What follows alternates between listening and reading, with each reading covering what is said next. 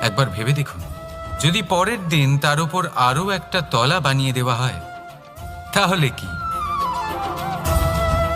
এই ছাদ, যার নিজের উঁচু হবার অহংকার ছিল, যে সব থেকে ওপরে ছিল, সে এবার পায়ের তলায় চলে এসছে। এটাই হয়ে থাকে। মনে কখনোই অহংকার পোষণ করবেন না।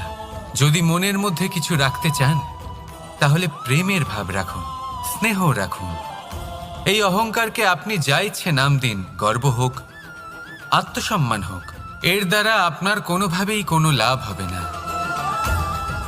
তাহলে এই অহংকারকে ত্যাগ করুন